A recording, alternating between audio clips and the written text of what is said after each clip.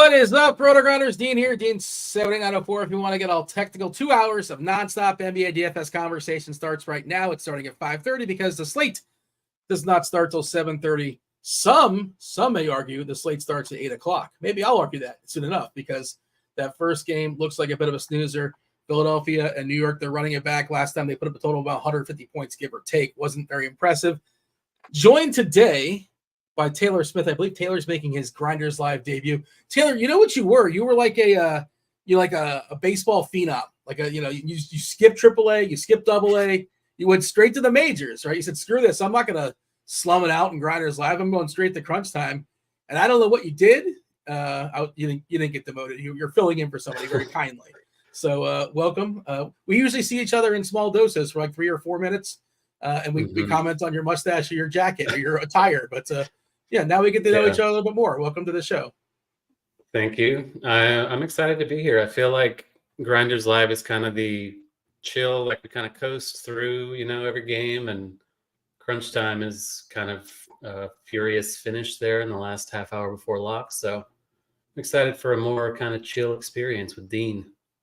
And I don't know if you give off this aura. You come off very chill and relaxed and laid back, and it's like it is counter to the chaos that is crunch time. I never really, maybe I've been in the show like once or twice as a fill-in or something like that, but pretty much never am I like making lineups on the fly and multitasking that way with lock coming in 2 minutes and like guys are getting scrambled out and oh boy, this guy just got scratched, and it could be a scramble for sure on certain days. Some days a little more relaxed than others, but yeah, we just gotta we have a good time here. Whatever we don't talk about, or we miss something, it's on crunch time. They'll knock it out.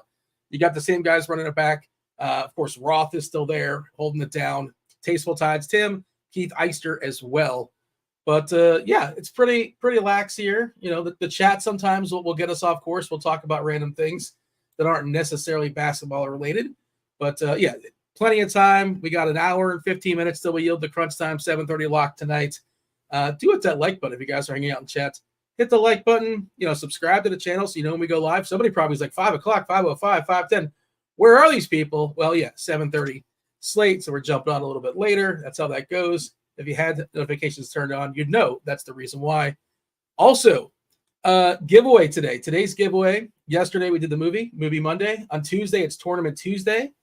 And in the live stream chat channel, it should be dropping momentarily. We're running just like a standard, like $5 DraftKings contest, standard payout, top 5 get paid. Limited space available until you guys show you're going to be filling this up. We're going to keep it at 30, just 30 people. 1 in 30 chance to win yourself 1 week free of RotoGrinders Premium. That's not just for basketball, football, baseball, obviously football. I don't know what it's, you just sort of say it, but good luck with the football content right now. It's worthless. There isn't any. Spoiler alerts. I don't know when the USFL starts. Probably not anytime soon. A couple weeks. Not sure. Doesn't matter. Not relevant. MMA, PGA, the optimizer, all the articles, expert rankings, everything you think of. NASCAR, that's its own thing. It's a la carte. That's Stevie's deal. But everything else, good to go. Pretty soon we could say baseball. Baseball, a couple weeks away. The games in Seoul. I believe it's Seoul, and I want to say it's the Dodgers and the Padres. It's the Padres. That is correct. Yeah, I think that'll be like in the middle of the night. So I assume they will have showdown contests for that. And it'll be like a throwback to the COVID times with some deep night KBO. Did you play? Did you partake in the KBO? I don't know your schedule. If you're a night guy, if you're a day guy, did you dabble in the KBO? First, a little bit. It was a depressing time, Dean. Like you get up at 1 a.m. I think it was here. Sure. So it's probably easier for me than Easterners with 4 and 3 a.m. and stuff, but I played a little and then kind of dipped pretty soon after just because it was a little rough on the sleep schedule. Casey in chat saying 3 a.m. in LA. I'm guessing he's implying that's when the game starts for the official kickoff of the baseball season, and then after that it's like the 27th or 28th. I want to say the baseball season starts on like a Thursday. They always do like a weird all-day rollout, which is I guess great for promotions, but it's terrible for content. It's just like and like the sites when what kind of contests they're gonna have. I just give me like 9 games. Yeah. But whatever. That's small world problems. We're just happy to have baseball back for sure. And we'll be talking about that soon enough. But again, jump into the live stream chat channel, rotogrinders.com/Discord. the live stream chat channel. You finish first in that contest, you get yourself a free week of RotoGrinders Premium. Brandon, I'm not sure if Brandon was here yesterday or he missed the movie yesterday was Air Bud. Shout out to Air Bud, the greatest multi-sport athlete of our time. People talk about Bo Jackson, and he just two sports, right? Two sports are Bo, like football. He was great, baseball, but Air Bud, right? Seventh inning fetch. He played some baseball. Golden Spike, of course. He was World Pup. Why do I know these titles off the top of my head? I don't know, but I'm really impressed. So yeah, you rattled them off there with no hesitation at all. I'm super impressed. I did see the original Air Bud in theaters, so I have that going for me. That was fun. You saw Air Bud in theaters? I did. Well, it coincided with my childhood, so that was the kind of thing you would do as a child. And understood. Yeah, fair enough. They tried to get him kicked off the team, but it turns out, spoiler alert, not in the rules. They're nowhere in the rules that say a dog cannot play basketball. All right. Speaking of basketball, 7-gamer tonight. We have a big game as far as actual wins and losses in the standings when it comes to Minnesota taking on the Clippers. That is, I believe, the back half of the ESPN doubleheader. And we also have it's a late game. It's a late night hammer. And we have several players, really important players, that are currently questionable. Kawhi Leonard is questionable. Paul George is questionable. Cat, of course, we know is out on the other side. But Gobert and Anthony Edwards are also questionable. And, the next guys up are Kyle Anderson, who's also questionable. We'll see. As far as news, I don't know if we're going to get much news in this. I happen to think most of these guys are going to play. Edwards, for sure, because he plays through everything, right? I don't want to say for sure, but, I feel pretty confident that he plays. Gobert probably too, but who knows? And Kawhi's got a groin. George has that knee. But that's kind of one of the reasons, in part, I want to skip the 7:30 game, Philadelphia and New York, and also because that game kind of stinks. And give myself another half hour. Maybe I get some time as far as getting some information. We might not get it.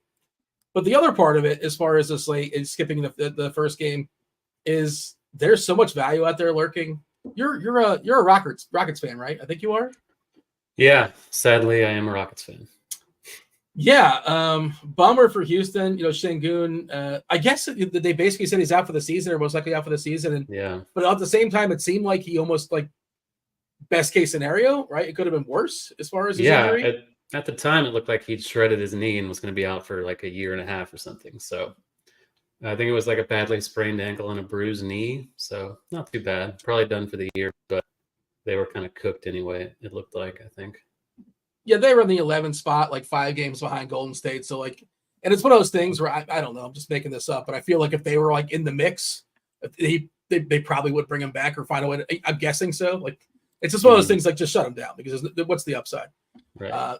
The other part of it is we haven't got word on this. I don't know if you remember on a previous episode, Head Chopper he's going to this game. It's in San Antonio. He was planning on going to the game, but he wanted Wemby not to play because he wanted cheaper tickets. He's a Rockets fan. And it turns out he wanted to watch Şengün the whole time. And now maybe you can see him in person. I don't know, which is all he wanted to see for Wemby. He just wanted to see, there is Wemby. I've seen him. That was good enough for him. It just got him cheaper tickets in the building. But yeah, that's a rematch of a game he saw not too long ago. Şengün absolutely ravaged, just destroyed Wemby. Kind of somewhat surprisingly, Wemby's expected to play tonight on the back half of a back-to-back. Boston, a team that's really coasting in the Eastern Conference, up by 8 or 9 games or so. Get used to Boston resting different pieces on different nights, and there's really no reason to push them individually. That's my one concern, because the matchup, of course, is awesome for Boston, and taking on Utah, and you got key players that are out, but making lineups. I don't know if you've made any lineups just yet. You're gonna like your lineups tonight. I think you're supposed to you don't have to do anything goofy. You can make really, really good lineups. There's a lot of options. At least that's the way I'm seeing it. Do you see it the same way where, it's hard to make a bad one almost? Yeah, there's no Javon Freeman Liberty in here tonight. I feel pretty confident that everyone that we expect to start will. Maybe not Jeff Green. That's the one I could kind of go back and forth on, but I'm probably not really playing a lot of Jeff Green or Jock Landale regardless. So not a huge deal. I do feel like it is potentially a fun slate. Some of the chalk is a little shaky, like Sam Hauser and Dylan Brooks, guys like that. There are certainly paths to failure. So I get why they're popular, but perhaps there are some alternatives out there. Hoosiers Hang Banner says Danny Ainge was a hell of a multi-sport athlete. I remember he was I think he was in the Blue Jays organization, if I'm not mistaken. I don't know what else he played. Of course, he plays basketball. He did play basketball for Boston. Now I think he's the GM for Utah, if I'm not mistaken. He's something for Utah. Something, yeah. Yeah. Dave Winfield on the Mount Rushmore there of multi-sport athletes. Yes. Yeah. I think Dave Winfield was like a first-round pick in 3 different sports. Yeah. I'm pretty sure. Football, baseball, and basketball, I think. Oh, no, not he wasn't a first rounder for football, but I think he was a first rounder for baseball. I don't know. Definitely something. He was drafted in multiple sports. But yeah, that's a good call back there for Dave Winfield. Deion, of course. Deion Sanders. Yes, obviously. Sure, he's in the Mount Rushmore. So it's Deion, it's Bo, it's Air Bud, and it's Dave Winfield.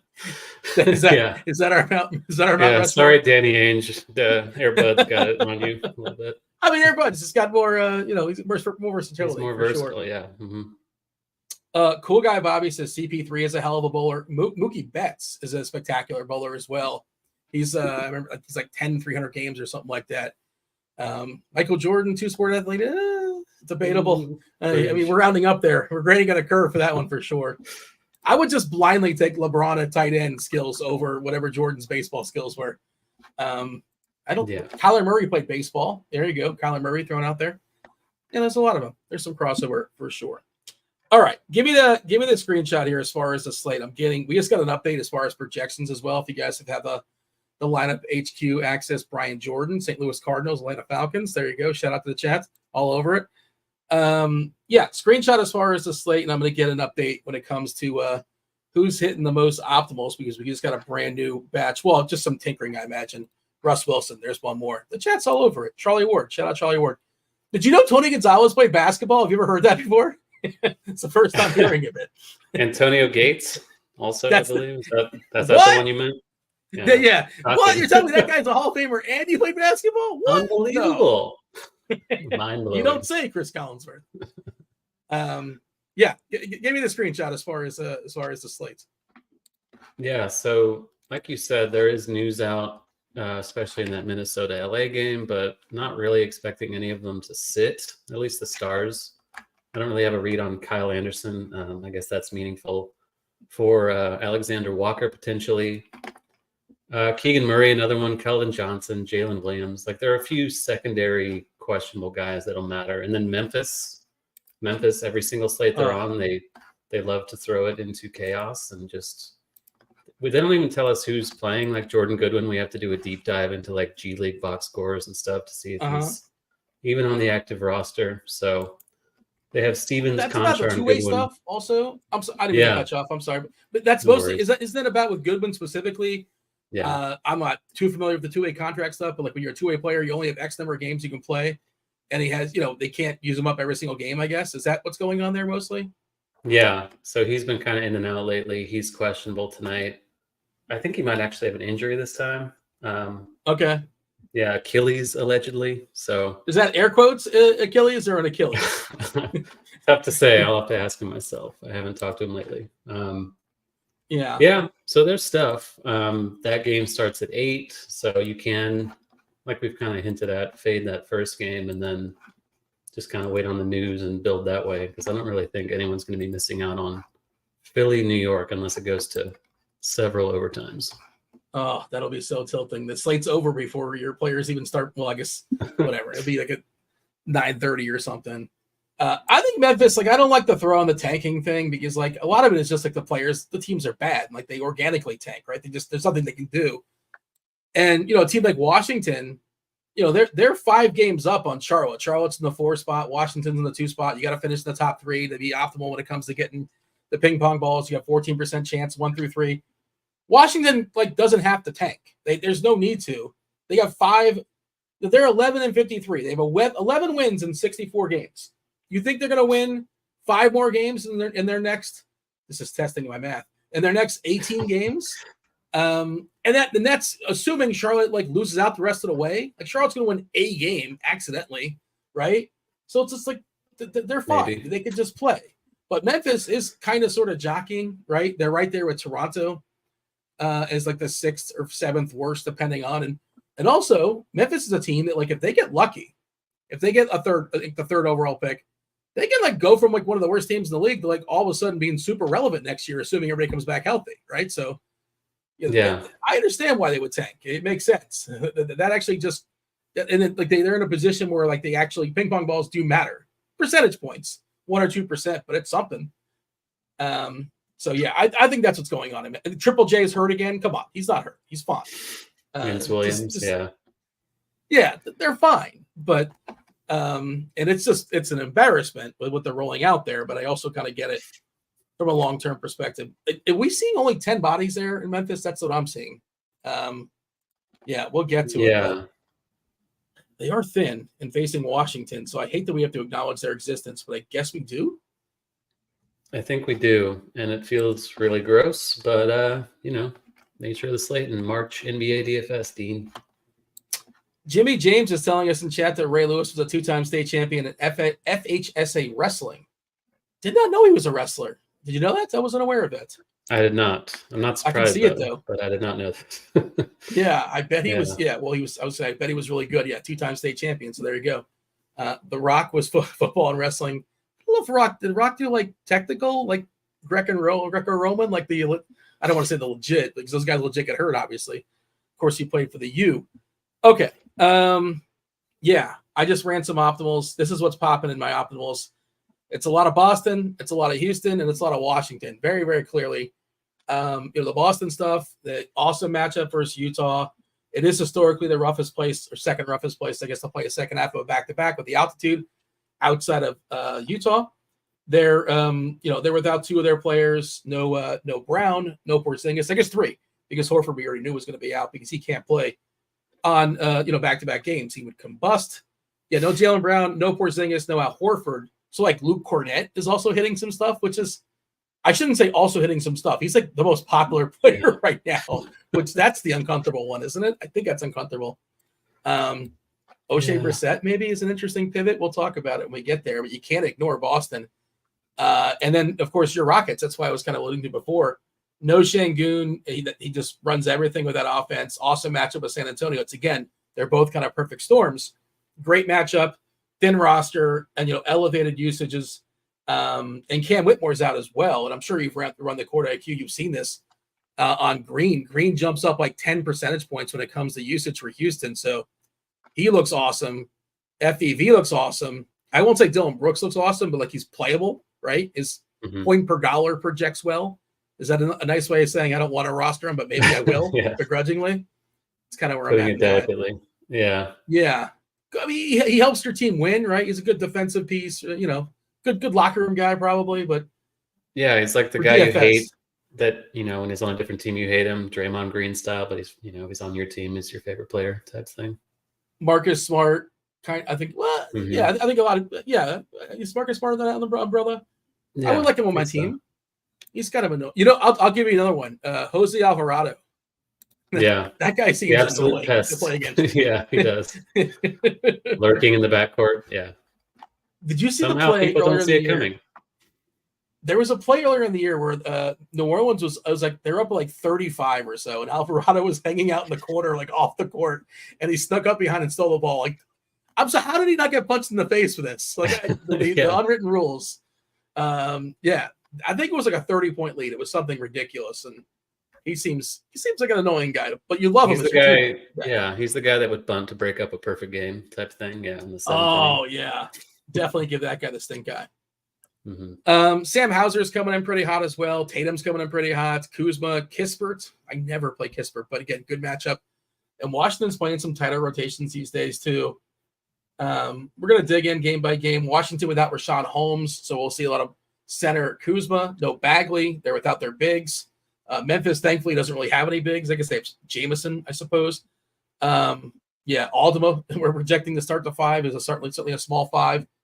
They did sign Wenyen Gabriel, I guess is going to be available tonight. We'll see.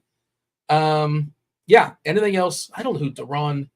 Yeah, I don't think I could pick this guy. I've seen like his stats, but I don't know who Jaru is. I don't know much about him, but he's projected to play some basketball for Memphis this evening. Anything else we should say before we dive in regards to the old game-by-game deal? I don't think so. I did have a couple more multi-sport athletes to throw out there. Tony Gwynn, star basketball player in college. I didn't know that. I didn't know that. Yeah, he was a point guard. And then okay, Todd Helton. San Diego State. Todd Helton. Yeah, San Diego State. Todd Helton was the backup quarterback, right? Yeah. Yeah, Peyton Manning, right? Manning. Mm-hmm. Yes, That's sir. pretty good. The chat's still firing off some more, and I see Chop made an appearance in chat. He's upset that Wemby's playing. He's going to the game. He's sad, and he doesn't even get to watch Sengun. What does it actually cost? I'm curious. Chop, let us know. What are you splurging? Are we getting good seats? Are we getting like the nosebleeds? We just want to get in the building. And if you go to ESPN, you go to the schedule, they'll tell you like the cheapest tickets in the house. They'll give you a link. $24 is the cheapest tickets in the house for San Antonio. Do you want to guess what the cheapest tickets in the house for the Grind House tonight? Speaking of the Memphis Grizzlies at home versus Washington, this is before the nonsense, before the fees, I'm sure. But what would you guess that the cheapest ticket is for Washington Memphis? I might set the over/under at $8. $2. They will pay you to go to the game at this point. You know what's outrageous? OKC at home versus Indiana. That's a fun game, right? That's a fun game. I'd want to watch that in person. A lot of fun players. $5? $5 to get into that game? Really? I know OKC is not the biggest market in the world, but like we can't do better. It's a really good product. It's best team come in the on, West. OKC. Do better. And you wonder why you don't get an actual free agent, like a real free agent joining your team? That's why. Okay. First game. Let's talk about it. Philadelphia is taking on New York. 208.5 is a total. Philly's a 6-point dog here. New York is getting OG Anunoby back. We haven't seen him for a while. I don't know. What are you projecting as far as minutes? It is Tibbs. Are they going to baby him a little bit? I'm going to guess 30. I haven't looked. I'm going to guess That's 30. what we have, 30, yeah. Nailed it. Got just both showcase showdowns. So Randall's still out. Mitch Rob's still out. Philadelphia, we're getting Maxey is back. He's back from his concussion. And Embiid, of course, is still out. Theoretically, right, Maxey and Brunson could get loose here. But, as big spends go in this slate, you're going to power rank them. I don't think either one of them are going to be on the podium or even close. But you want to play the ownership game by all means. What do you run out there, Taylor? You like a one lineup guy, 150, somewhere in the middle? Does it depend on the day? What are we running out today? Yeah, it usually depends on if I'm on crunch time. If not, I'll run mostly single entry 3 max type stuff with a few 20 max. Occasionally 150, but 20 max usually the highest I'll go for NBA. What is it tonight? 20. So 49 total lineups or something like that. 20 entry max. How much are you touching in this Philly New York game? Like, can you want to sell me on anybody? I don't really. Brunson's like a little cheap on DK, like 93 compared to where he's been for a while, but they have been kind of limiting him the last couple of games since he came back from that knee. So, it's not shock. It is a little shocking that Tibbs is limiting anyone, but yeah, I don't really see the point in getting here just because it is a pretty big slate. There's a lot of good stuff to pay up for. DiVincenzo should still see plenty of minutes, but Anunoby being back is not great. I think it probably nerfs Achua more than anyone, but I don't know. It's hard to get too excited. Low total, bunch of gross stuff. Philly's overpriced for Maxey being back in theory. So if you're entering 150, maybe a dusting of Brunson, DiVincenzo, but overall, I'm getting very little of this. So, like, where is a dusting? I know, like a pinch, a smidge. Where is a dusting more or less than that, or basically those are synonyms? I would say they're synonymous. Dusting might be a little less than a smidge. Sprinkle? A sprinkle, yeah. They're all in the same vein, I think. Yeah. Okay. Yeah. Just like maybe one. Yeah. Maybe one. Or you could game stack it if, like we said earlier, if it goes to OT, you can play for that potentially and hope for the best because it's going to be unowned. But all things considered, this looks like the worst game on the slate. Yeah. Some would say the entire game was a crop dusting. I see CW referencing the term crop dusting, and there you go. That kind of works. Chop, by the way, confirming in the chat he's not sitting in the nosebleeds. He says he dropped a pal to his I'm not sitting in the nosebleeds pal, that was kind of a passive aggressive pal, right? He's not really saying we're friends there, I don't think. No, that's a demeaning pal right there. He took offense to my insinuation that, maybe he's not going to be sitting on the bench. All right. Feisty. Yeah, which is fine. But he's upset that Şengün's not going to play. I get it. Shane wants to know Brunson or FDV. If it's Freddie VanVleet, I have $1,400 left over. FanDuel cash. Yeah, I mean, you're not playing Brunson in FanDuel cash. You very well might be playing Freddie in cash, though, right? Yeah, I think you probably are. So probably want to rebuild around Fred VanVleet and use the money elsewhere. Yeah. And I'm curious what your thoughts are and we'll get there as far as, not just like good play, bad play, that kind of thing, but just sort of lineup construction. And are you capping, earlier in the day, things have changed, but I saw some lineups coming up like 4 Rockets, like 4 players on Washington. It's like, there's no way I'm doing that. Yeah. But it's just sort of funny to see some of the iterations that are popping up. Is there any team you're willing to play 4 of, or is 3 the most of any team? I guess Boston might be the team I would go with 4 of, just potentially, but generally I prefer to cap it around 3 because, it depends on salaries, and Boston does have cheapies, so it makes it a little easier to get to them. I'd go max 3 Rockets and 3 Wizards, though, I think. Tim Tebow being nominated in chat as a 2-sport athlete. So we'll let the chat debate on that. Drew Henson, I believe he played baseball. Pretty sure he was a baseball player. I think so. Also, sounds right. J3 is given a skosh. Skosh is another one. If you're looking for another synonym to kind of throw in, a pinch, a skosh, a sprinkle. Jeff Samardzija, former receiver for the Notre Dame, right? I think it was another receiver. Yeah, that's a good one. And a pitcher for the Cubbies. That is a good one there. A good nominee for the people. Let's move on from this gross game. We can, if we want, we get ourselves an extra half hour, kind of cross it out, and forget about Philadelphia, New York, Washington, and Memphis. I mean, this is very clearly like the game only for DFS players. If you're watching this game, you either bet it, you're related to one of the players, you're dating one of the players, something like that, because nobody wants to watch Washington and Memphis. Rashawn Holmes, we said he's out. Shamit's out. Bagley's out. And for Memphis, what do I say? I mean, this is who's expected to play, I guess, is a better route to go. Where starting lineup is projected to be Luke Kennard running the point, which is kind of hilarious. John Conchar, LaRavia, Gigi Jackson, who may or may not start. I will be surprised. That's what we're projecting, and somebody else put more thought in it than I did. But my guess is he would come off the bench, possibly for Lamar Stevens. I don't know. I could see Stevens starting, but isn't he questionable? He is officially questionable. Yeah, he is. Mm-hmm.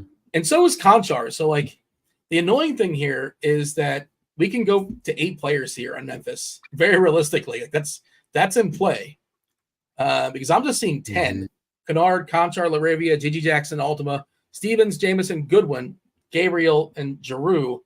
That's 10, and we might lose 2 of those, Stevens and Goodwin. Is that what you're seeing? Is my math correct? And Conchar questionable too.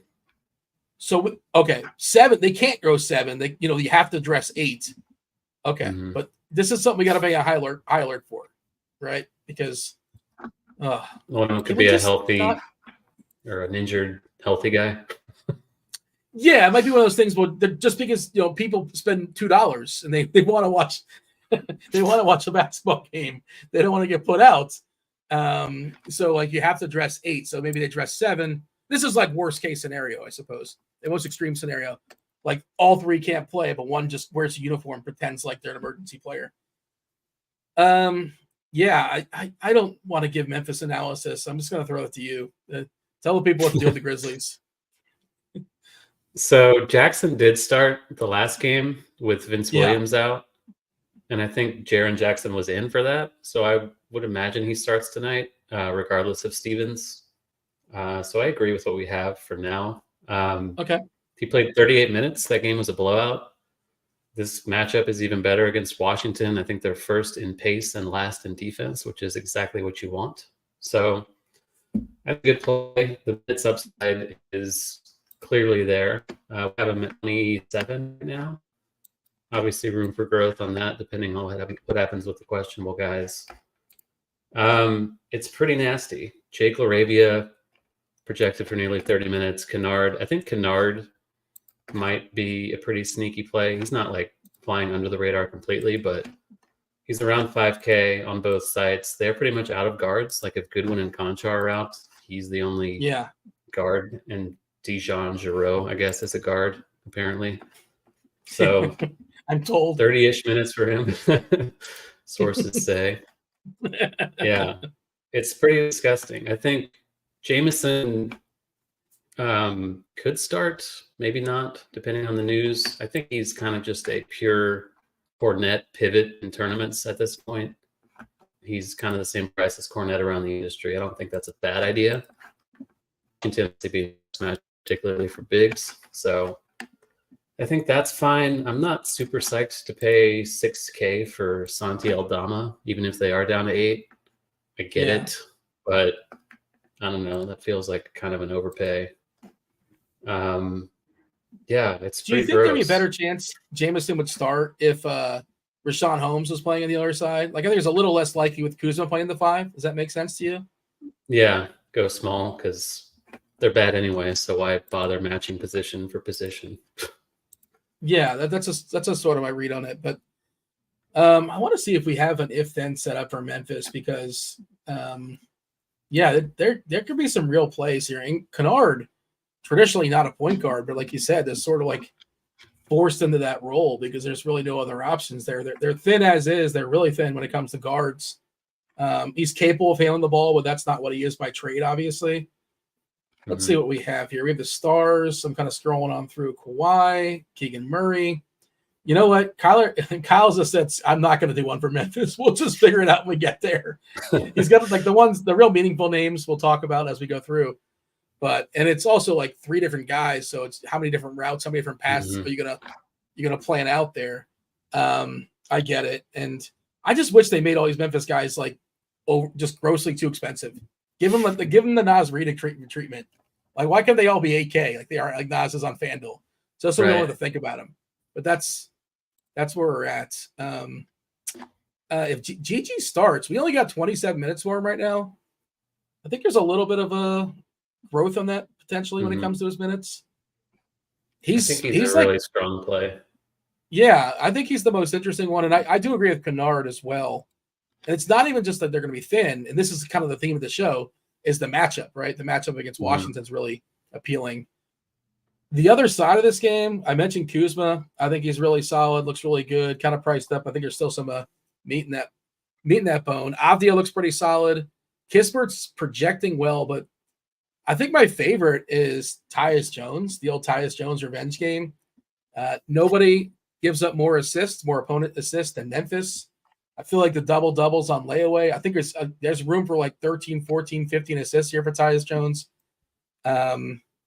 He's my favorite play on Washington. I have no idea how vengeful he is with Memphis. Couldn't really speak to that. But, he's my favorite play. Dollar for dollar, of course, raw points.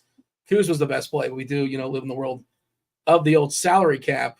What is your assessment to as far as the Wizards? Yeah, it's hard to dislike them, even though they are the Wizards. I think all the starters played at least 35 minutes in the last game. So they're rolling with a really condensed rotation as they continue to lose almost every night. Jordan Poole, kind of the odd man out the other night. I think he played 23 minutes off the bench.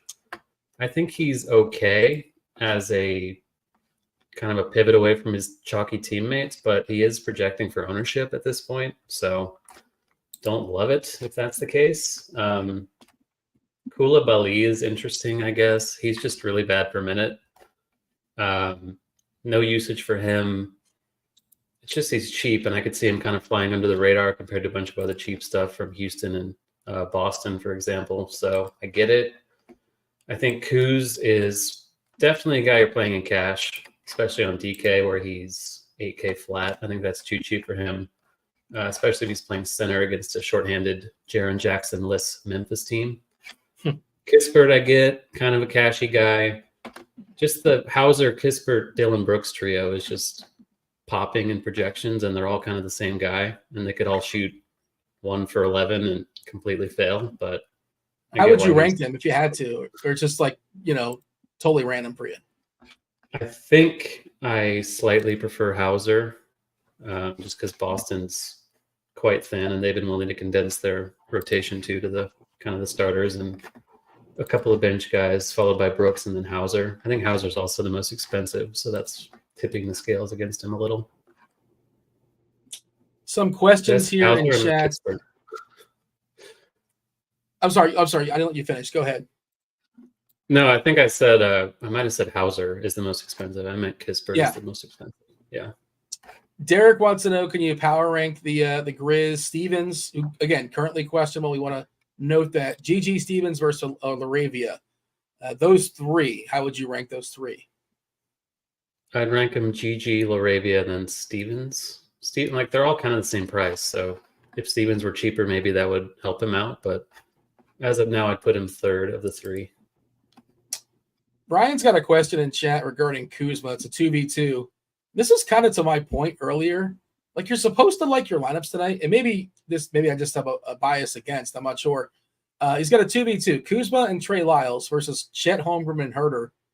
And like, I don't want Lyles or Herter. Isn't there different? There's another way to get there, right? Do we have to play either one of those guys, or you tell me amongst those that 2v2 for DK tournaments? Holmgren, Herter versus Lyles and Kuzma. I don't think I'm playing Herter or Lyles. I know it's not the answer he wants, but yeah. Yeah, I don't think, Keegan Murray's questionable, so maybe he's playing for him to be out, potentially. Okay. I guess Trey Lyles would be a beneficiary of that. So if you are playing that, I still prefer the Kuz Lyles side. But like you were saying, I'm not playing for that personally, and I would just pivot if Murray happens to be out. I assume we'll get some exposure to the later games, so it should be possible. But yeah, as things stand, those Kings don't really look very good. We do have an if-then for Murray. If Murray's out, Sabonis is a really, really strong DK value. He's a strong play as is, for what it's worth. It's like that's not really moving the needle. We would have Lyles' projection. Now, this is if Murray's out, Lyles' projection would be 18 DK points, 18-ish, 18 FanDuel points. Herter 23-ish, so it's, you're not thrilled about it, No. Even if you get the best case scenario. Like, I guess Herter's the better play. I know it's a 2v2, but it's just not. And Minnesota, one of the best defenses in basketball. They're not thinking of Minnesota. Why am I saying that? But taking them Milwaukee. Their defense has gotten better under Doc. But I would take Herter, by the way, if it's just a 1v1, but that's not the question, obviously. We got anything else here as far as Memphis and Washington, or shall we move on? Your favorite play on both sides this game as of right now is who? It's probably Kuz, which is the easy answer, but I do like your Tyus Jones call quite a bit. I would be over on him in tournaments.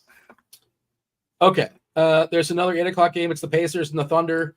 Apparently you can get in the building for like $6, which is embarrassing. 241 is the total. Pacers are 6-point dogs here. Very high, reasonably tight. And we are expecting, as far as who's in and who's out in this one, OKC fully healthy with the exception of Jalen Williams. He's questionable. I think he's going to play. I believe he was at one of the practices. We'll see. Stay tuned. But I suspect this is the good Jalen Williams. The bad Jalen Williams is already in. We don't care. I just wanted to clarify if you're curious which is which. The Pacers, James Johnson is questionable. That doesn't matter so much. Jalen Smith, he was ill, but now he's good to go. He's no longer on the injury report. And Dougie Buckets is not playing. Oh, we should mention Mathurin is out for the season. I think that happened officially not too long ago. Okay, Pacers, Thunder, feels like a fun one. SGA, always spectacular. Halliburton's ceiling has kind of gone away a little bit. But certainly, the price is kind of reflected. He's gone down a little bit as well, down to $9K on DK. Your thoughts as far as the Pacers and the Thunder? Yeah, for Indiana, I was getting to a lot of Miles Turner and Pascal Siakam. Siakam's come down quite a bit, 7-3 on DK, 7-7 on FanDuel. Ceiling has been a little more elusive since he got to Indiana, but OKC plays at a fast. Actually, both teams. This matchup between two top 8 pace teams in the league. So potential shootout here. I think Siakam, he's still kind of stuffing the stat sheet a little bit. So I don't mind that in tournaments. Tonight, Miles Turner, Oklahoma City's been really bad in terms of rebounding all season. Not that Miles Turner is like the best rebounding center, but Perhaps he can grab a few more in the spot. He's also a little cheap, 6'3" on DK, 6'8" on FanDuel. Obviously easier to get to on DK because we have Cornette presumably eating up most of the center spots on FanDuel. I feel like I want to get to Halliburton because I feel like it's inevitable that he's going to put up a 70 one of these days. Yep. It's just difficult. Like I don't know if he's hurt. I don't know what's going on with him. I know Turner's usage has been up so far this month. Maybe that's eating into Halliburton a little. But on this slate with Giannis, Tatum, Sabonis, we'll talk about SGA. I think there are just other ways to spend money that feel better than Halliburton tonight.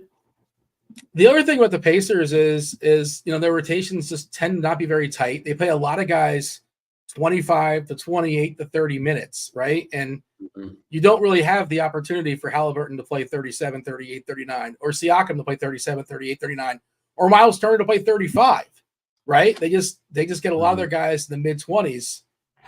And I guess it's kind of reflective in their prices, right? They don't really get these monster tags, Turner in 6'3", Pascal 7'3". I guess they'd be a little more expensive. They paid it for a few more minutes, but it's just frustrating watching if you roster a lot of Pacers. I'm sure you've noticed this. It's like they just don't get the run that other players would get in other teams, and they might play 10 guys or 11 guys. So that's sort of part of it as well. It's frustrating, and I guess keeps that ceiling down just a little bit. I do like the idea though of making a Halliburton SGA double stack, that kind of thing. But I think that's going to be reasonably low owns. Pulling up the ownership stuff now in this game. Pascal at 15, 16%. This is DK specific. Turner at 15. McConnell, who you never really know when he's going to have that game, right? Like he just especially the stocks get going. He can't shoot. It's the wildest thing how he's relevant. No. Like he's not a great shooter. He doesn't have a basketball size, but like he still finds ways to contribute. Good distributor, obviously.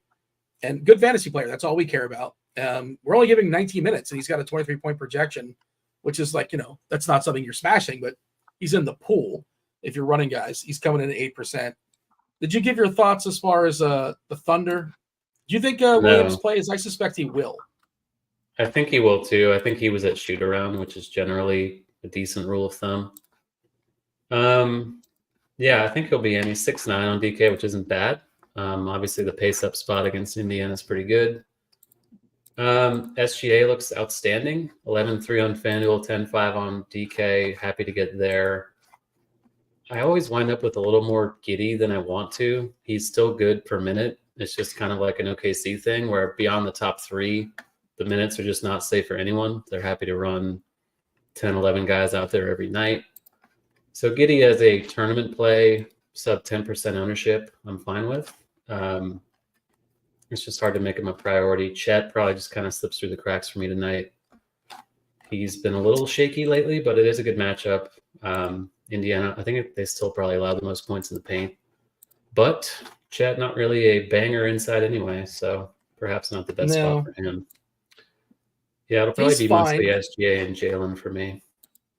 That's pretty much where I'm at too. And the giddy thing is he's just like, even if he's playing really well, like he won't close many times. It feels like he's been hurt by the arrival of Gordon Hayward. Not that you're playing Gordon Hayward, but like some of his minutes have gone to Hayward. We're only projecting him. Now the price has gone down. We're only projecting him for 24 minutes or so. And he's one of those guys that can get you like 8, 7, 8, but his minutes are really, really fragile. Hard to trust in tournaments, but every once in a while he'll pop up and have a big game, and certainly a game against Indiana wouldn't shock us if this is the game where, he gets one of his better outcomes. But I just took a peek at the contest we're running. Let's see. It's about half full. Why would you not want a free week of the premium, RotoGrinders premium? And you're playing DFS. So like just throw an extra $5 in this contest. It's a standard contest, just a regular contest. First 5 get paid, and the winner gets a week free of RotoGrinders premium. Now maybe you're just not aware where to find it. It's in the Discord channel, rotogrinders.com/Discord. Go to the live stream chat channel and jump in there. I believe producer Devin is the one who dropped it. Yeah, there it is. I'll just put a little fire emoji by it if you guys can't see it. We want to fill this bad boy up. Theoretically, we want to make it bigger, but I guess the bigger we make it, the less your chances are of winning. so maybe you don't want it to get bigger, right? 1 in 30 chance, though. 1 in 30 chance to get yourself a week free of RG Premium. Also, J3 says, I love the people of the RG swag. I don't think this is an option for swag. Maybe you can negotiate it with producer Devin or producer Steve, but I'm fairly certain this one is just for a week free of RG Premium. But we do the swag stuff as well. And we had who was it? True North got some socks. It was showing them off in the Discord channel. I was told, did you get the socks, Taylor? Were you cool enough? Did you get some socks thrown your way? I have not. I'm still awaiting my swag for the new logo and all the new stuff we got. So anytime at all, I'll be waiting on the socks. Are you the new Tim? Like it took Tim forever to get, like 3 or 4 years or so to get his. You're the new Tim, maybe. He got his new hat like instantly too. Like they made up for that real fast with him. So. you got to write an email to to somebody. I don't know. Strongly worded. Yeah. Strongly worded email. Rockets and the Spurs. There's True North in chat. He's saying the socks are fire, highly underrated. There you go. I think he dropped it in the Discord channel. A picture wearing those socks. 222 is the total. Spurs at home, including Chop. I assume Chop is on his way to the stadium. Maybe he's going to be close enough to the rim where you can actually see him if you watch the game. He's definitely not going to be in the nosebleeds. He would never. He wouldn't even bother. Why even leave the house if you're going to sit in the nosebleeds? The Rockets are 3-point favorites despite losing Alperen Şengün. Şengün done for the season likely. Cam Whitmore also out. Terry Eason's out. So some of their bigs, they're certainly thin there. Wemby on the other side, playing in the back half of back-to-back. He's not in the injury report. Big body Keldon Johnson, I believe he's got a stomach. He's got an illness, so he's questionable. Jetty Osman out for the season. Bassey out for the season there for San Antonio. We are getting a lot of your Rockets popping. And, Jalen Green, if you run the old Court IQ, I think it's like 9 or 10% a bump in usage. It might be 10% if you also kick off Whitmore. It's a huge number. And again, this is kind of the theme of the show, right? Thin teams, thin rosters, and great matchups. This is once again Houston, thin roster, great matchup against the Spurs. Talk to me about your Rockets. How much Rockets is too much Rockets? Well, like I was saying earlier, I think I would probably cap it at 3 in tournaments, but certainly for cash, you can probably play 3 to 4. Jalen Green is the guy I'm getting the least of among the main pieces right now, which is a little scary. They priced everyone up a little bit. Like we're not getting insane value. Like we're not getting a 3K Landale and a 3K Jeff Green or whatever. Like those guys were priced up. We are projecting Jeff Green to start for now. I'm getting the most of Van Vliet and Dylan Brooks. Van Vliet and Brooks both get usage hikes of around 4% with Şengün out. I think Amen Thompson on DK2 for 4.9 is a good value. Without Whitmore, the minute should be a little safer for him. He's a guard or whatever, but they've kind of been playing him at forward too. He's like 6'7", so he can kind of play everywhere. Obviously on FanDuel, he's 7'5", not really in consideration over there, but no. Yeah, it's going to be a lot of Rockets. I think Jabari is also interesting too. Not going to be quite as popular as most of these other guys, but the minute should be pretty safe for him. Maybe he gets a little run at center too without Şengün. Don't mind that in GPPs either. It's hard to ignore them. The matchup against the Spurs is also about as good as it gets. So lots of Rockets. Is the Battle of Texas, is that a thing? Do they care about this? I'm just trying to think. Like, is Houston going to play tight minutes? Is this a game that the crowd wants to win outside of a normal game they want to win? I think so. They're both kind of loser teams right now. So bragging rights are all they have to go, at this point. So I could see it. We got 38 minutes for Freddie. It's possible he gets 40. Jabari's got 36. I think it's possible he gets 38, 39. Jalen Green, 35. Dylan Brooks, 32. Green, 30. Jeff Green. I should be specific because there is 2 Greens. My question is, I'm intrigued by Amen Thompson. I'm pretty sure he's got a big rebounding boost when they lose Şengün. Does he close potentially over Jeff Green? Because we're giving 30 to Jeff Green, 24 to Amen, 18 to Landale. What is the scenario? Or you tell me, likelihood. What's the closing 5 for Houston? Do I have a chance for Amen to close? I think there's a chance they could give up on Jeff Green or Landale pretty early. Obviously, Wemby on the other side is a little complicating, but I wouldn't say that Jeff Green or Landale have a better chance of slowing him down than Jabari would. So I do think they can go with Jabari at the 5, close with Green, Van Vliet, Brooks, and Amen. I think that's within the realm of possibilities. Yeah. You say Smith as well as the 5th one? Yeah, Smith at center. Yeah. We're currently not starting Landale for what it's worth. We're starting FAV, both Greens, Brooks, and Jalen Smith. So do you think there's a chance Landale starts? I guess if there is a game he would start, it might be this one just because of his size against Wemby on the other side. Yeah, I think there's a pretty good chance he does. But even then, it's hard to get to him. Priced up, center only. He's Jock Landale, another factor. So he's a decent fantasy guy, though, right? Isn't he? I feel like he's a fantasy like when he was in Phoenix, I feel like there were a couple of Jock Landale slates. So it's possible, especially if you want to go under or maybe even with the field on Cornet. Then a guy like this for a few $100 more is certainly one of the pivots. 0.85 on the season for Landale, about a 14% usage. I feel like he's capable of hitting a 3 top of the head. I'm pretty sure he can step out if he needed to. It's not like his game, but it's something he can do. But I'm only mildly interested if he starts. If he doesn't start, he probably doesn't close either. The Spurs, back half of a back-to-back. Keldon's questionable. Wemby is outrageous if you catch him on the right night. We saw this as the game where Şengün just absolutely destroyed him. Of course, there's no Şengün now. That happened, 10 days ago or so, whatever it was. How do you feel about the Spurs? Vasal's still kind of priced up, but I think he's playable.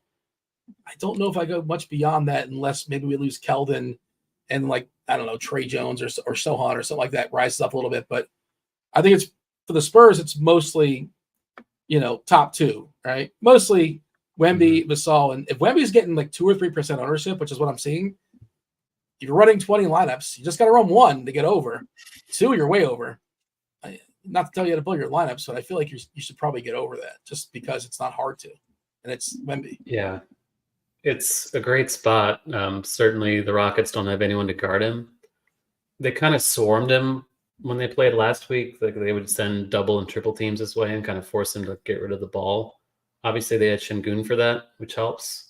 I assume they're going to try the same thing tonight, but I'm not really too concerned about it. It's really the ownership, like you said. Wemby, if he's going to be 1% owned, that's just silly, even on a 7-game slate. I guess it's a little complicated now that he's center only on DK. You can't plug him into a power forward spot anymore. Yeah. But you can on FanDuel. He's just a little more expensive. I think he's a great play either way. He played 31 last night. I guess the minutes would be the only concern. On the back-to-back, I think he was dealing with an ankle. He's kind of been dealing with an ankle for months. But if he's playing, I don't see any reason they would cut him back far below 30. Do you agree? Well, if he's playing 30, then our starting lineup projection is wrong. Is what I would counter with.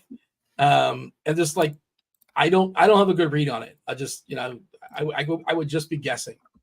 But I would say he's not playing 30 off the bench. I think that's fair to say. Yeah. We just got some news, by the way, that Jalen Williams is out. Okay. I don't know if is there one person that rises up? Like Kasam Wallace or something like that, but I don't think you're playing him. No. Dort's pretty cheap. Is there one guy? We might actually have an if then, but top of the head, I don't think there's if he's out, then this guy really rises up. Yeah. I don't think there's one person I can think of. I could see Dort catching ownership now, maybe. I think the main thing is it boosts SGA a little bit, so I could see him get a bump from a usage standpoint. Giddey is getting 3 more minutes. This is obviously they reserve the right to change their mind and, tinker. But the if-then stuff, Giddey's getting 28 minutes now and would have a 32-point projection on DK, 31 on FanDuel. And that if that holds up, if that's what they post, that's going to be usable, I think. Yeah. If we get 28 minutes out of Giddey, if you tell me I'm getting 28, no more, no less, obviously it doesn't work that way. But if you tell me that against the Pacers, I would take my chances. At 5-6? Yeah. 5-6, yeah. That's going to be hard to pass up. So I'm totally with you on that. And it's a little horrifying. Billy says, could you play Dort over Brooks? Those are the two defensive-minded, 3-and-D, terrible usage guys. I don't want to play either. But like if you got to play one, is it Dort or Brooks? Oh, I'll tell you our Dort projection, by the way. It's 21 points on DK, 21 in FanDuel, essentially. So that's about where Brooks is, I'm guessing, projection-wise. I think Brooks was around 23. Okay. I would still lean Brooks, but I assume Dort would maybe lower Brooks' ownership a little. It's kind of interesting with Kispert, Hauser, Brooks, and Dort now. We just got Keldon Johnson out as well. I just said you're going to like your lineups tonight, and now look at the names you're throwing out there. Maybe I'm a big liar. Maybe we're not going to like our lineups. You'll like 7 of the players. Yeah, Keldon out, and is there one clear guy? I don't think there's one clear guy. If Keldon's out, so. With him out. I wouldn't say there is. This gets more minutes, but it's Johnson the bench. They can just throw him to Champagny. They can throw him at Malachi Branham. Like they have a bunch of guys too. They can just run a deep rotation. You don't ever want to play Champagny though, right? It's just a fun name to say, but like that dude is just. I mean, I never want to. So no, definitely not. What is that? Is Hayward in play? Gordon Hayward. Yeah, how many more minutes will they allow him to play? Maybe 20? Guessing. Let's see what our totally forgot about him. And how cheap is he? I've not played him yet. Because why would you? He is 3. We're giving him 20 minutes. Okay. Has he had one game that's usable DFS wise? I doubt it. He's probably maxed out at 15. Let's take a look. Yeah, we're projecting 20. At least that's what the if then said. He's played. He played 24 minutes, but that was in the Hornets, right? That was back in December. Most recently, been around 18 like every game. Yeah. Yeah, and not doing a heck of a lot either. Just they don't really need him to do a heck of a lot. Yeah, he's taken 3 shots basically every game. Yeah. This is not your friend of 3 years ago's Gordon Hayward, I guess is how that works. But certainly not. No, but he's super, super cheap, but I don't feel great about it. Dylan Brooks probably projects like 26 fantasy points. So what projection-wise, he was pretty well ahead of Dort by like 4 or 5 points for what it's worth. Anything else here you want to say as far as Houston and the Spurs, or shall we move on? I think we are clear to move on. Okay, another game that looks really good. Boston, Utah, at least on one side. 230.5 is the total. Boston, just a 6.5 point favorite. Again, tough spot, back-to-back in Utah, historically very rough, very rough.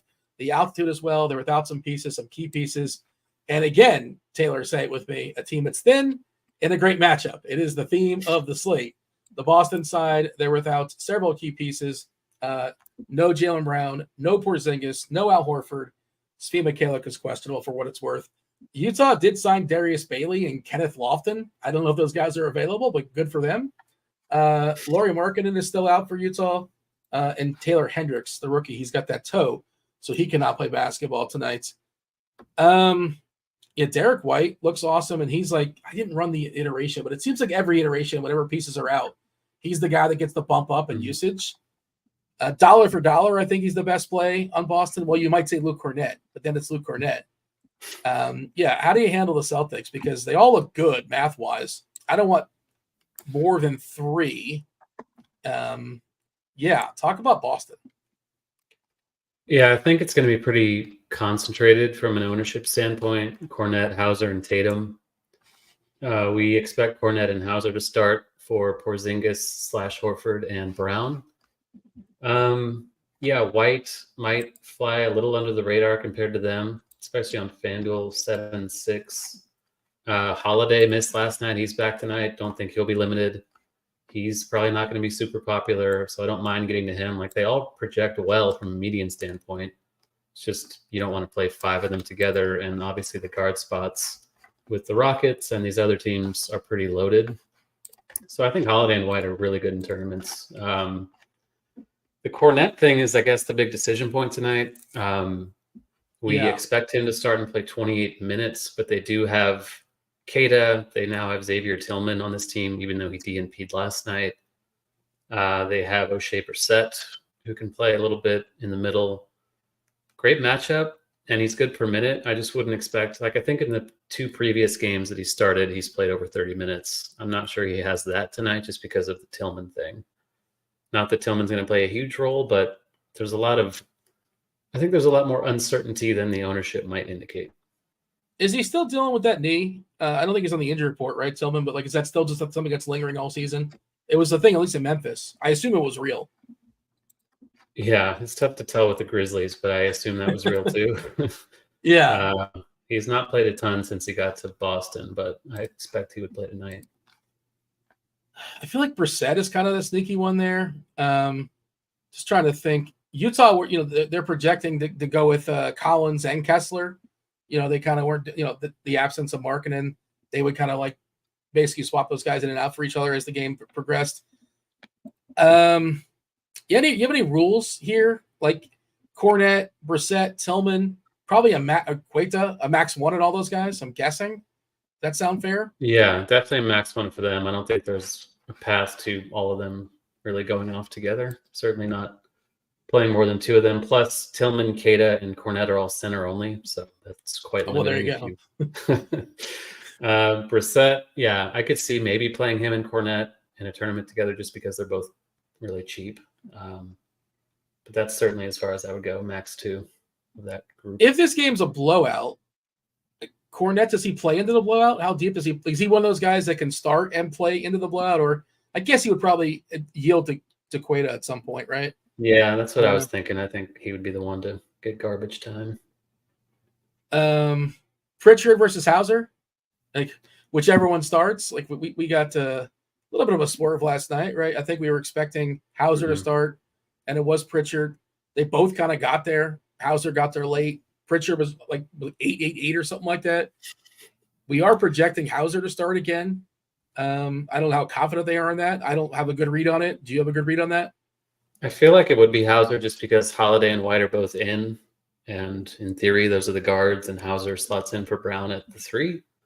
Pritchard's sense. Also a little priced up. He's 4-8 on DK, and on FanDuel, he's 4-5. So unless he starts, I'm probably not getting to him at all. You like any Jasmine? They're not going to get played, and some people like the force runbacks, especially if you're running out 3 Celtics. Your take as far as Utah? Yeah, it's hard to make any of them priority. I think Kessler on DK is the one that stands out the most for 4-9. Like you said, we expect him to start. He's kind of another of those cheap center pivots you can play instead of Kornet in theory. There could be some minutes uncertainty. I think he's been out the past few games. Not sure what malady he had, but 25 minutes for him I think is fine in a tournament. But everyone else, George, Collins, Clarkson, Sexton, they're all kind of priced up. And on this slate, I'm not sure how necessary that is. So I'm running some new optimals. By the way, if you want to run the optimals at your own leisure, you can win yourself RG Premium. Jump in the Discord channel, RotoGrinders.com/Discord, the live stream chat channel. Win that contest. It's a $5 contest to enter. You get money as is, a standard contest. In addition to, we're throwing in a week free of RG Premium.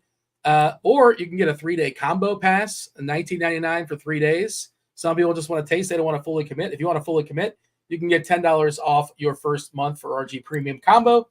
And for scores and odds, your player prop needs, check out scores and odds, $10 off your first month as well. I believe those links are in the description. Producer Steve can drop them in chat as well. But I did run some optimals. Very first one, and I add a little bells and whistles and some variants and yada, yada. 4 Celtics in the first one, Hauser, Kornet, Tatum, Holiday. 4 Celtics in the second one, Kornet, White, Hauser, Tatum. Also, you know who's appearing in both optimals? Josh Giddey. Get excited. Yeah, and then there's a bunch of Wizards. Like Kuzma's still hitting stuff. Kispert's still hitting stuff. Avdia, Tyus Jones coming in at 25% or so. Yeah, this is the most recent update. Did we talk about Tatum in passing? Sure. My only issue on Tatum is, you want my issue on Tatum? They're 8 games up. This is the back half of back-to-back. This is travel. I think it's just like, what is this, 4th and 5 nights or something like that? I feel like they've been in the midst of playing a bunch of games. It's just, I don't see him playing 38 minutes. Now, does he need 38 minutes? No. But I don't see like a full-on, like ridiculous amount of minutes because it's just not necessary. And why would you push him? But like he can drop 55. I don't know. 55 is not going to hurt you, but I don't know if that's going to make you. He's also super chalky, right? I like him. I'm not besmirching, but I'm just trying to think of the other side of it. That's why I wouldn't play him. Anything you want to add there? That's fair. Plus, we have Giannis, in this later game that is going to look really good, I think. And that game environment in general is quite appealing. So I think I'm inclined to just find the extra money for Giannis. There's obviously plenty of value, but I don't want to talk people off of Tatum because if I do, he's going to get 70 now. He's certainly a great play projection-wise, but there are paths to where he does not get a full allotment for sure. Taylor, with great power comes great responsibility, right? You say this stuff. You can just kind of will it out there in the world, and you have that kind of control. Yeah, we did want to mention, we talked about it yesterday. I see the links being dropped in chat. If you are in North Carolina, raise up, take your shirt off, wave it around as if it was a helicopter, and you can sign up for all the links. You can get yourself all the sports books, all the deposit bonuses being dropped there in chat. You want to take advantage of that. The customer acquisition thing is real. They want your money. They want you to deposit, and just take advantage of all of them. Seriously, even if you're not going to play there consistently, you probably should, just because line shopping is the biggest edge you have. One last thing, I see the badge promo being dropped. I know we're doing a deal. We're giving away 5 free RotoGrinders hats. The RG hats. You got to rock the RG badge, and I think it's a tweet. I'm not exactly sure, but go ahead and click that link. You can get yourself I think you got to take a picture of your avatar. I should know this in better detail, but I don't, unfortunately, off the dome. But if you click that link, I bet you can get all the information you want if you want to rock the RotoGrinders badge. We got 2 more games till we yield to crunch time. Crunch time knocking on the door. You got Kevin Roth. You got TastefulTides, Tim. You got Keith Eyster. And let's talk about the T-Wolves and the Clippers, back half of the ESPN doubleheader. A real game that actually matters in the standings. Minnesota and the Clippers, they are jockeying. The Clippers trying to catch Minnesota, so I can really see them minutes being pushed. It's the old ESPN national TV, so extra time for commercials, so maybe an extra minute or so as far as actual stars playing on the court. The tricky part here, Taylor, we've kind of talked about this, and we're probably not going to know until some point in the middle of the slate. Anthony Edwards is questionable. Gobert's questionable. Slow-mo Kyle Anderson's questionable. Cat, we know, is out. Monte Morris got a hamstring, so he's questionable. And the Clippers, 2 of their big 3, Paul George, PG-13's got a knee, he's questionable, and Kawhi is questionable. Westbrook, of course, we know he's got that hand, so he's out for a while. I don't know what kind of analysis we can do. What kind of analysis can we do right now? A bunch of if-then stuff, but if everybody's in, this game's not going to be owned. And I really think there's the ceiling for these stars. We might see 40 minutes out of Edwards. We might see 40 minutes out of Kawhi, and I don't think these players are going to be rostered. Yeah, I don't think they will either. Just kind of the nature of the slate, and salaries have come up. Edwards up to 9.7 on DK, but usage should be there without Towns. I don't think he's going to sit out tonight since he never does. He will go to the locker room multiple times a game, and he will always return. Gobert, I guess I don't have as firm a grasp on. He and Anderson both missed the last game. I think Gobert's a pretty good play if he's in, just because center is kind of concentrated. There's going to be some cheap stuff that everyone's playing there. Not sure if Gobert is going to garner much attention in the 8K range, but it's a good spot for him too, I think. Otherwise, it's hard to get too psyched about anything on Minnesota. I guess Alexander Walker is in play as a value if Anderson's out and if he starts. But his prices come up a bit. Conley's never really on my radar, regardless of situations. McDaniel's very low floor. I think it's really just Edwards as kind of a low-owned pay-up-to-be contrarian type. And Gobert, I think, looks pretty good. We have an if Edwards is out, but we both think he's going to play because he always plays. Anderson would be the guy, right? 32-point projection, but he's also questionable too. And then I don't think we went far enough to say what if both those guys are out, but I agree with you. You're saying Alexander Walker makes a ton of sense. Will be the guy that would get elevated if we happen to lose both Edwards and Anderson. Is there anything else we can say, or shall we talk about Milwaukee and Sacramento a little bit more clear here when it comes to the analysis? I think we kind of skipped the Clippers, but Kawhi maybe as another Anthony Edwards type in the 9K range, but that's really it. I didn't mean to skip the Clippers, but what are we getting? There's 2 guys that are out, that a lot of if-then stuff. So okay, if Paul George is out and if Kawhi's out, play James Harden. There you go. Is that analysis? Norm Powell. That's it. That's all you do. Yeah, I think both those guys would look pretty good. Howell, yeah, he would get a bump. I don't think we would hit then for that setup, but again, there's only so many scenarios you can play out. Milwaukee at Sacramento, another really fun late night game here. Big boy total, 236.5, and it's high and tight, right? Sacramento just a 1-point favorite. Milwaukee on the road here. There was a chance we were going to get Middleton with his ankle to come back tonight. He's been gone for a while. He's not coming back tonight. AJ Green's available for what it's worth. They hit a couple spot-up threes, some Giannis assists. Giannis is probable with his knee. Bochamp's got a back. Doesn't really matter. He is questionable. The only thing new for Sacramento, Vezenkov's been out for a while, but Keegan Murray is questionable with his ankle, which matters to some degree, right? Slight bumps for Herter, slight bumps for Lyles, probably a slight bump for Monk. Not one clear-cut guy. You referenced Giannis. The highest point per dollar, the highest raw points projection on the slate. On the other side, Domantas Sabonis, nobody has more triple doubles in the season than Domantas.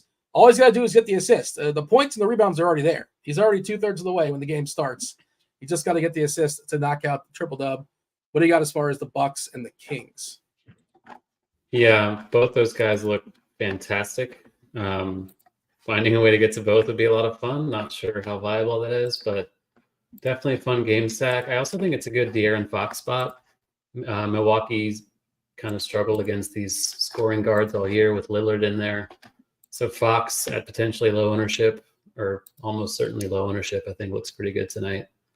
But yeah, like I said earlier, I do plan to make Giannis kind of a priority. It's just easy to get to him with all this value. The matchup is outstanding. Don't really see Sacramento protecting the paint too well against him. So happy to get there. Malik Beasley was a guy that I was kind of getting to a little earlier, but he's kind of gone away with all this other cheap shooter value we have, though he's still viable. Just with Middleton out, the minutes are there for him. So if you want to take a flyer on him, I don't think that's the worst thing in the world. Billy in chat's asking about Brook Lopez. He's going to rain some threes. What do we think about him as a pivot at center? He's definitely a pivot. Nobody's going to play him. He's down to 5'5", but he's got to hit his threes because he's not a great rebounder for a big man. I'm not going to besmirch, but he's very unlikely I play Brook Lopez. What do you got? Right there with you. I'm not really seeing the need to go there just because there's always value at center, especially tonight. So probably not for me. The Kings give up the seventh or so most three-pointers in the league for what it's worth. So if that's the angle you're working with Lopez, sure. Yeah, he's got to hit his threes. I do love if Giannis is just where's the ownership? It was like 15% or so. If that holds, I think that's spectacular. I definitely want to get in on that, over that. Sabonis 17, Giannis at 10. You mentioned Beasley around 12%. Lillard 13, perfectly fine. No issues there. I know Crunch Time's coming in momentarily. Kirkwood in chat saying that apparently Chop sitting courtside next to his good friend Paul Wall. So I don't know if I think that's a Chop fact. I don't think that's actually true, but maybe Chop can confirm or deny. Maybe he'll be tweeting this out on the old Twitter. Not really sure what's going on there, but yeah, I'm curious to see if Chop going to let us know on Twitter where he's sitting. He also said he's going by himself allegedly, which is, I'm not, it's a bold move. He's got a family, but he's like that, and they cost money, and they don't pay their own way. Don't wait up for me. Leave the light on. Hot dogs thawing in the sink. Derek is saying cash in is Tatum. Yeah, Tatum's a cash play, right? I know you were kind of dropping cash plays. He's cheaper than Giannis and Sabonis and stuff. I think that's a pretty good cash play. I know we got Crunch Time coming in here momentarily. Let's see where we're at with this tournament. It's going to tilt me if it's not filled. And I'm sure it's not filled because there's too many steps. People can't figure out how to go to the Discord. There's still 8 spots remaining. It's ridiculous. Like, fill this thing out and get yourself a week free of RG Premium. What's the problem here? It costs you $5. You're playing anyway. Just take down this tournament. You got bragging rights. We'll shout you out next week. Tomorrow, I guess it would be. I don't remember who won the first one. My apologies. So much for the shout out. But going forward, or if you win, let me know, and then we'll make sure to give you. And that's priceless, right? Like whatever you get to win the contest, $50 or whatever it is, that's worth $50. But can you put a price, Taylor, on the GrindersLive shout outs? What does that go for? Shout out. The shout out lives in infamy forever. It'll never go away. You'll always have that moment, like a Top Shot. Oh no, too soon. Were you on Team Top Shots? I was not. I was not on Team Top Shot. You're too sharp. Too sharp. Are you like that whole world? Is that for you or not? The whole world of that? Not necessarily. You just X'd out Top Shots for some reason. No, that's the whole thing. Is just I'm not into it. I will let others chase that and have fun, and I'll just sit back and not do that. 80-60 NFTs. Fair enough. You're too smart. You're smarter than the rest of us. At least smarter than me, because I got some Top Shots for sale. Please feel free to slide in if you're interested. Not you, Taylor, but everybody else. Feel free to slide in. You know who else is sliding in is Crunch Time. Crunch Time is sliding in 3, 2.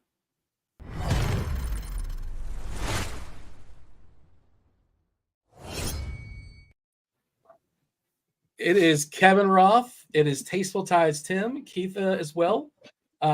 Taylor, your first round is up. You got to pace yourself. Normally you have you got 45 minutes, 40 minutes or so. Was there 20 minutes in? You're like, oh man, we're gonna wind down. I'm gonna go do this. But did it kind of throw you off? You catch your second wins? How do you think it went for you? I think it went okay. It is a bit of a marathon, but I like the pace. The pace is a little bit of a relief from crunch time where you got chaos and the clock's ticking and all that. But yeah, I had a good time. It's a full-on scramble. Yeah, Roth, tonight is the night where Chop is on his way to watch San Antonio and Houston. And he's mad he's got to pay up to watch Wembanyama. But he also is a Rockets fan, and he can't watch Şengün because Şengün's hurt. So nothing went right for Chop. He's 0 for 2. So wait, they're in Houston again? He's in San Antonio. He lives in San Antonio. I got you. Okay, nice. Yeah. That's fun. So there you go. And did you want any, by chance, unbeknownst to anything, any interest in some Top Shots? I got some top-of-the-line Top Shots for any of y'all. Feel free to chime in. I don't want to start a bidding war. But Roth, if you're interested. They're fresh. Do you have some Wemby, or is that Top Shots doesn't exist anymore, and thus there are no Wembys? I don't know. I do have a Wemby. Okay. I do have a Wemby. It's like the one that might actually worth something. It does still exist, is what you're telling me. It does. Well, it does. You can't hold it.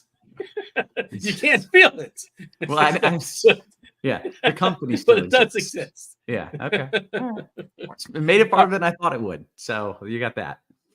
We got to get out of here. Crunch time starting in a second. We got to give the people the old Fill It in the Plums play. Taylor, what do you got for them? I'll be brave and say Giannis against the Kings is a pretty good play that I plan to be over on. I suppose I will take Giannis as my Feel It in the Plums play of the day. Way to really get out there on the ledge on your first.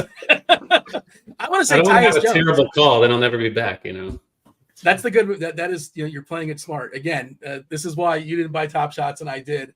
But yeah, Tyus Jones. Tyus Jones is my guy. Revenge game. He's going to drop a 15-15 against the Grizz. Whatever's left of him, whoever's playing for Memphis tonight, we'll find out soon enough, I suppose. Roth, crunch time. Take it away. Good stuff. As always, welcome to it, ladies and gents. You know the drill. It's crunch time. We're going to take you up to lock.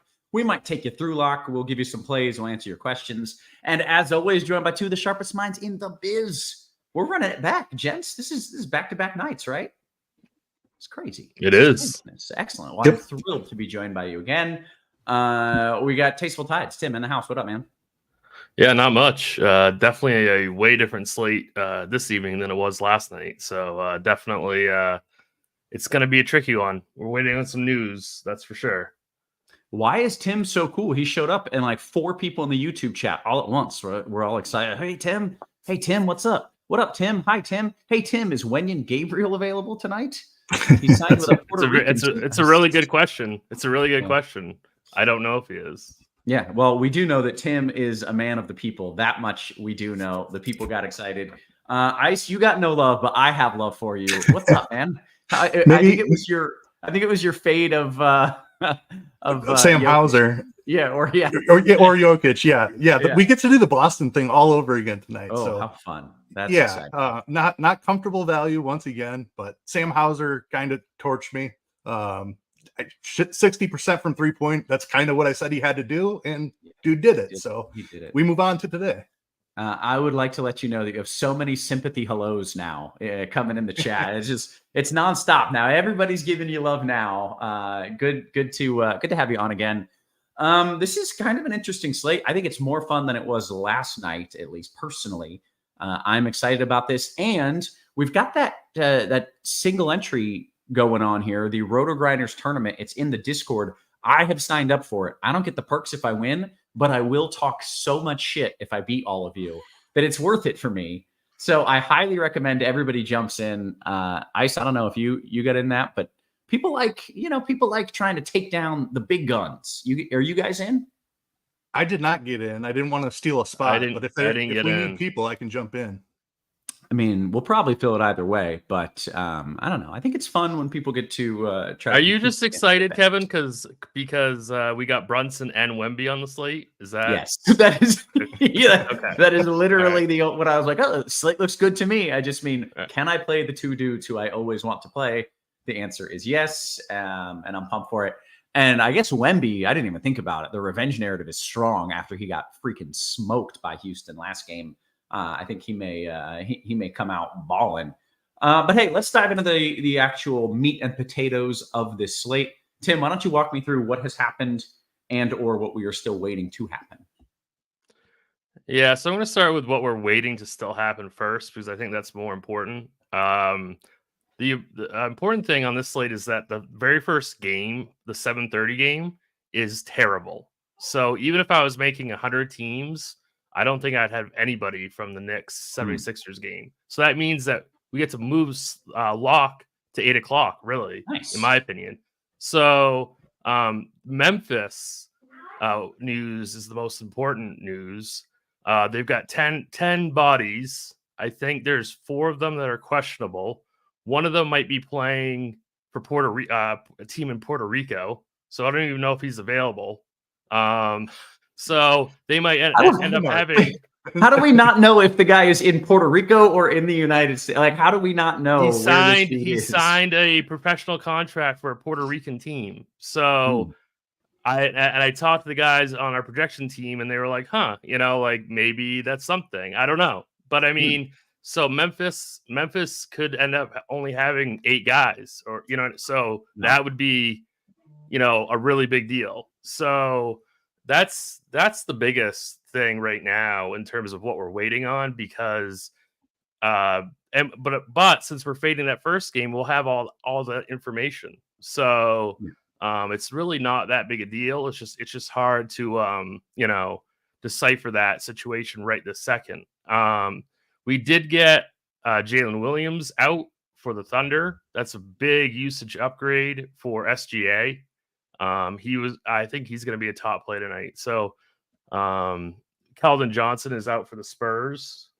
You were probably going to roster him, Roth, weren't you? Now that I think about that. Yeah, but I mean, look, I just lock in Wemby and Brunson and figure it out from there is my game plan. Yeah, and then I think we obviously have this Boston situation where we have Brown out, we have Porzingis out, we have Horford out, so we've got a ton of Boston value to deal with. They're going to be very, very chalky. They're going to be like cash game must plays. And then the situation that I think is most difficult is the Clippers situation. We've got Leonard and George both questionable, and if they were both to sit, Harden would be an absolute smash play, but it's not a guarantee. So how do you build your lineup with that to keep in mind?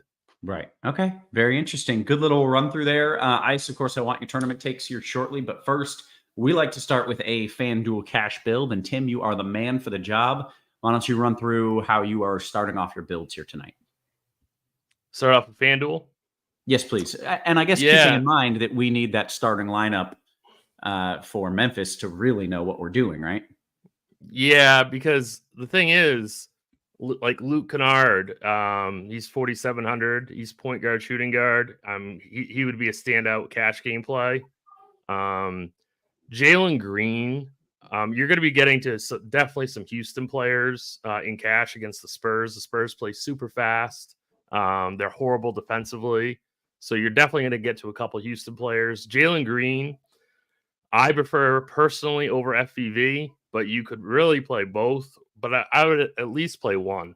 Definitely. Definitely play one of Jalen Green or FVV in cash games. I already mentioned SGA.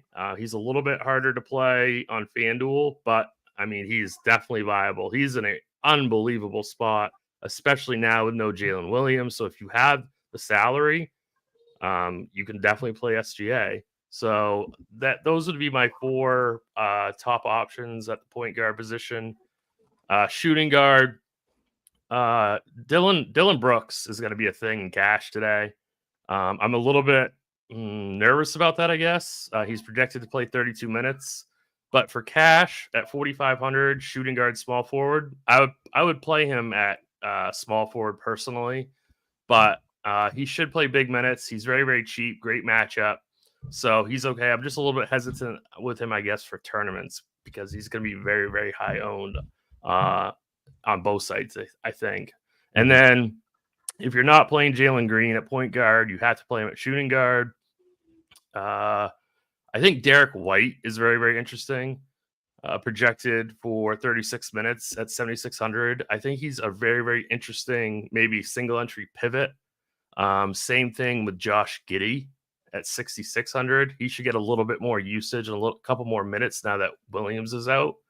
So I think he's pretty interesting at shooting guard. Small forward, it's going to be Sam Hauser for the Celtics. You're definitely playing him 100% in cash. And then you have a decision to make about your high-end spends, because I already mentioned SGA. We have more coming later. And then we have Jason Tatum at 10K with no Jaylen Brown, no Porzingis, So his usage rate goes up. He's in an amazing matchup. I personally like SGA more. So if I had to pick one from SGA versus Tatum, I would go SGA, but it's close. And so they are both spectacular plays. Power forward, if you're looking cheap, I think Gigi Jackson, regardless of what the Memphis news is going to be, is a really good play. He is not one of the questionable players, so I think you can securely just put him at power forward right now and just play him in cash. Lamar Stevens is one of the questionable Grizzlies. If you were to play, he'd be a very, very good value. I love Kyle Kuzma at 8,700. He should play, the 5 tonight against, Memphis has no bigs. So Kuzma's going to play center, I'm pretty sure. So, yeah, I think Giannis is too expensive for cash, but obviously an amazing tournament play anytime. Mm-hmm. And then center, it's Luke Cornett in cash. And that's it, really. For cash. And why do we want Cornett so bad? What is his situation here? What is his minutes projection? Well, his minutes projection is 28. So because we have no Porzingis and no Horford. Yeah. Okay. I really did not want to play him, but I guess. I know. He's 4-4 on FanDuel and 4K on DK. So I don't know. He's definitely the cash game play, but tournaments you don't have to play him. Yeah. Okay. Very good. Excellent little rundown and run through. Eyster, I want to bring you in. This honestly is a fascinating slate. I'm so intrigued by Houston now with Şengün out.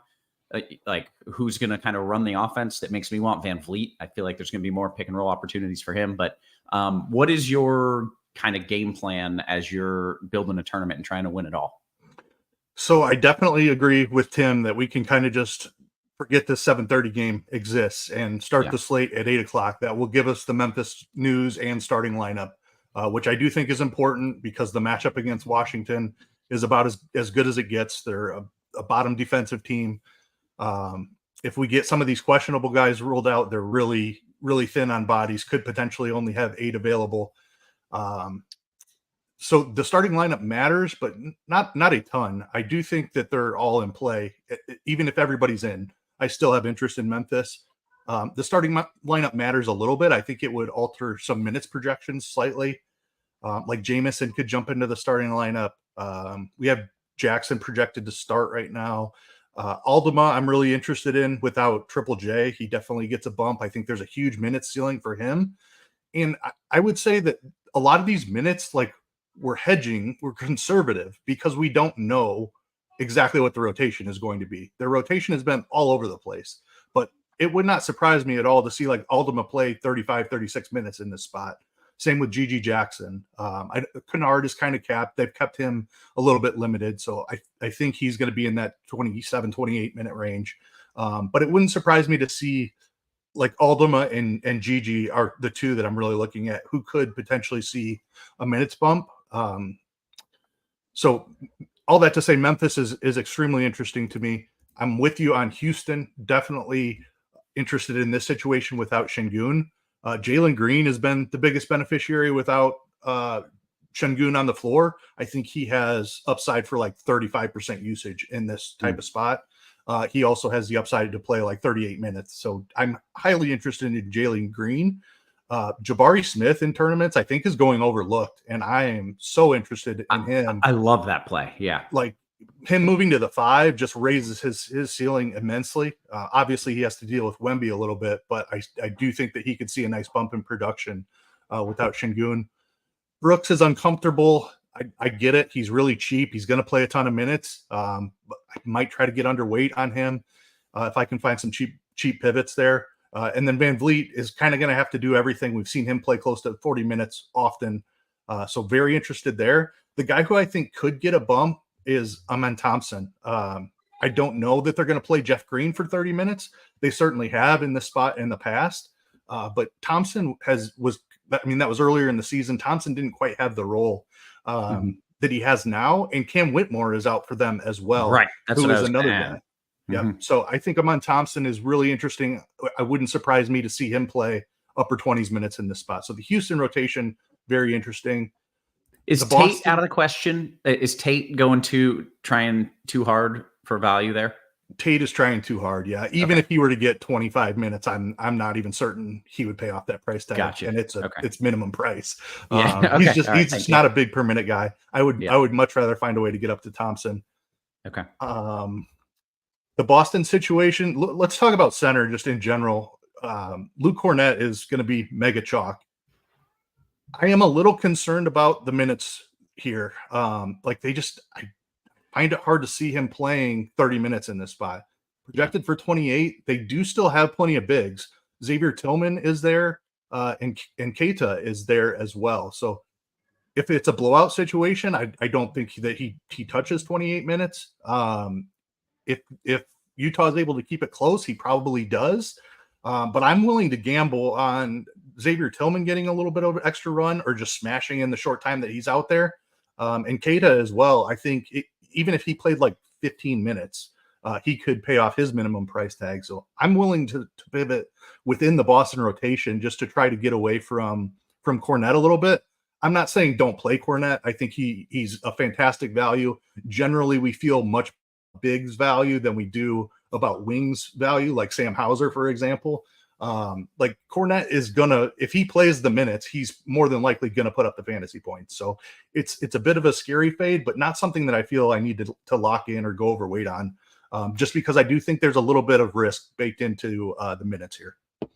Okay. You want to go position by position, or you have other things to add here? A couple more things. Yeah. The Clipper situation that Tim touched on, I think is very intriguing. There's so much good stuff already that I think people are kind of just ignoring it. Like we would see Harden have an incredible role in that situation. I think Zubac could be incredibly interesting if one of Leonard or George sat. Somebody like Norm Powell could be very much in play. So I have my eye on that. And then Minnesota is another team that has a bunch of questionable tags. Anthony Edwards plays through everything, so he's probably more than likely going to play.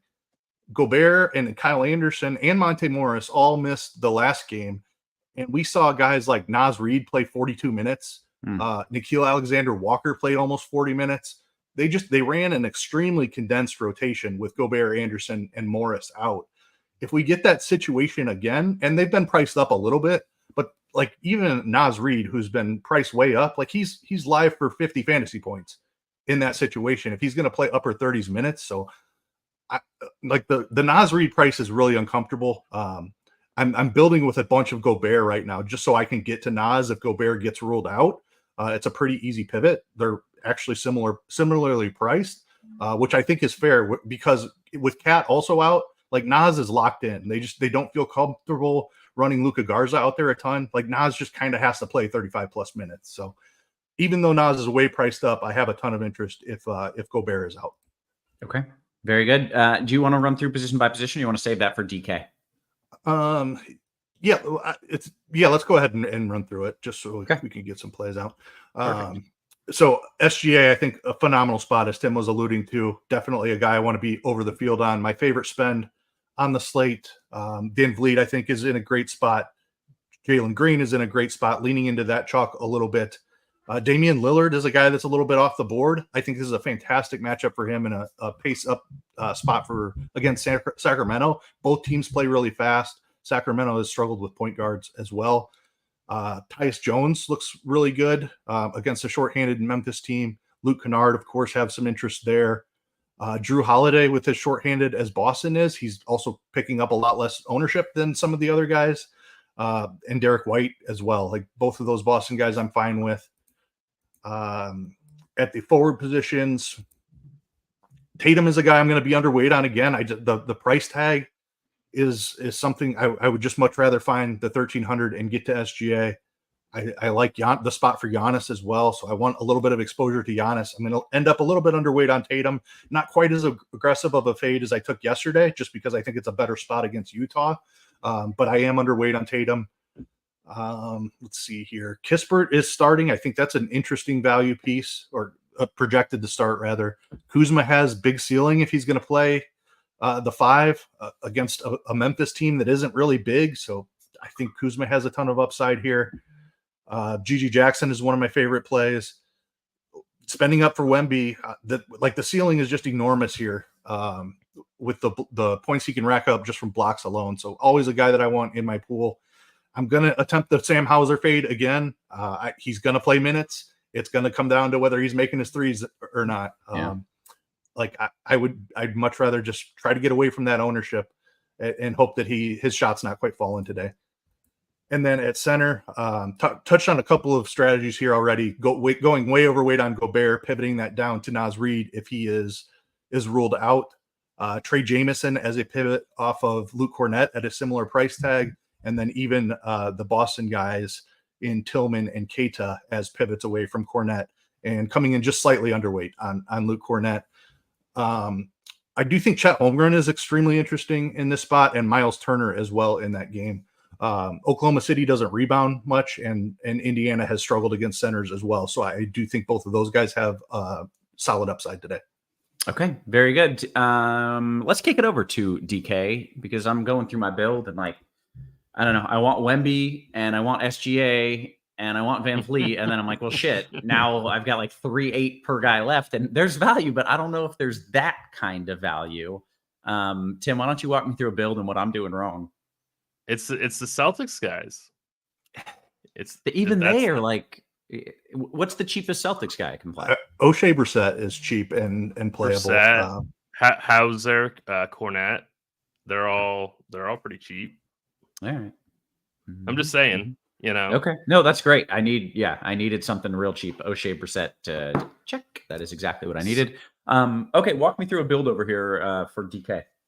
We did get John Conchar in, Lamar Stevens out, Jordan Goodwin in.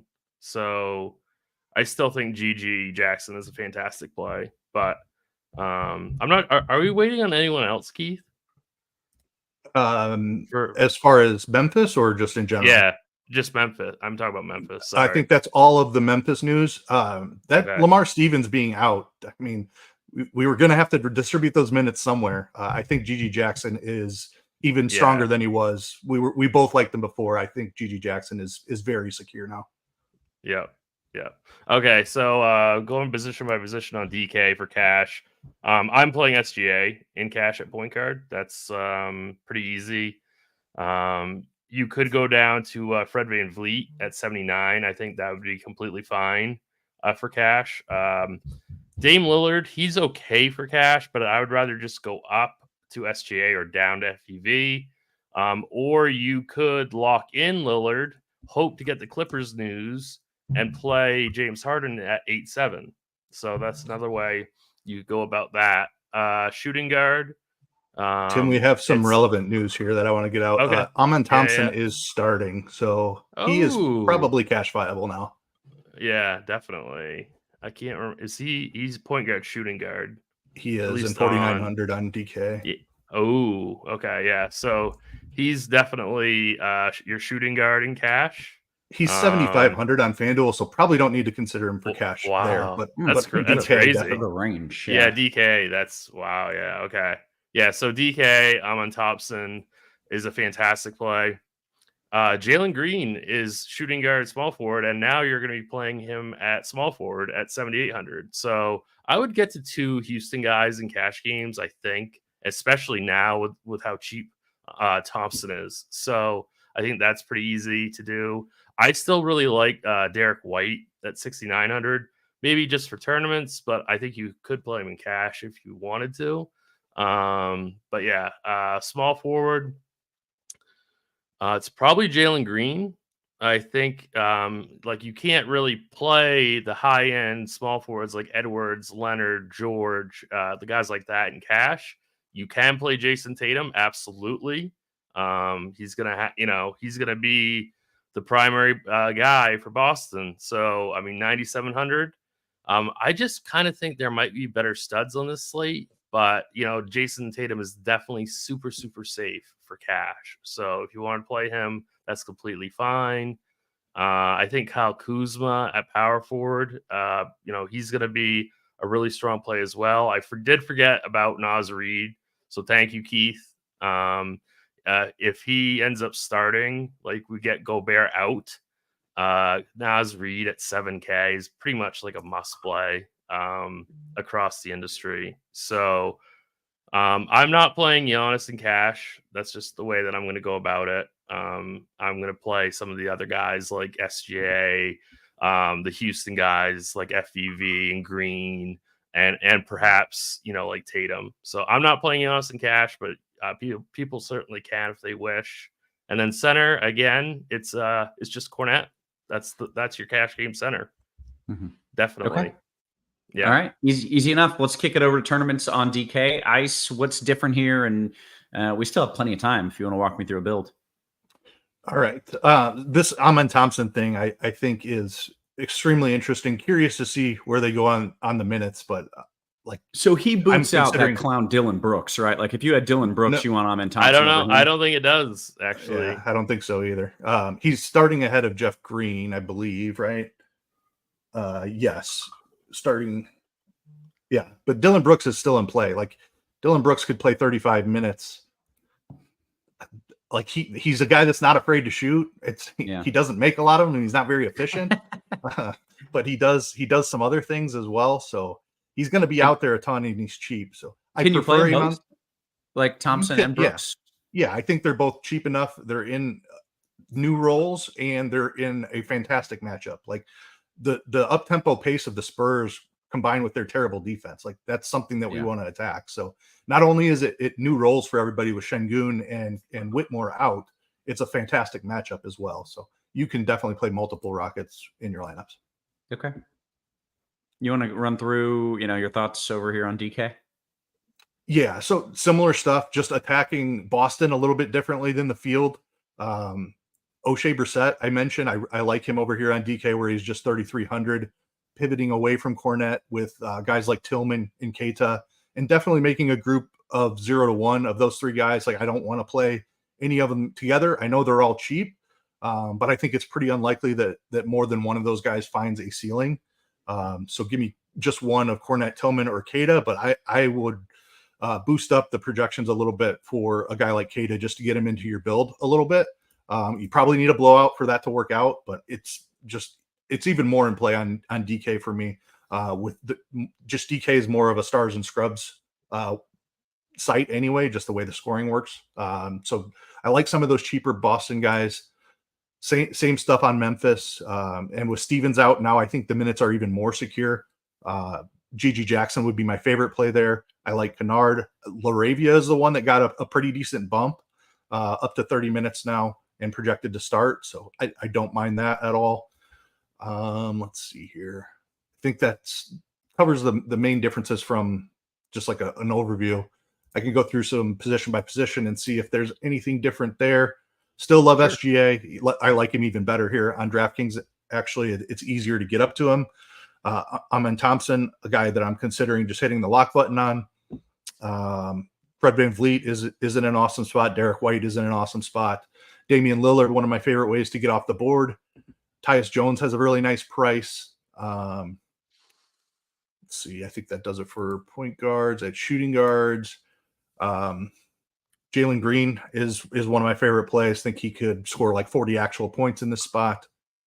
Kennard. Jordan Poole is a guy who I've been playing a lot more recently since his move to the bench. The usage has shot way up.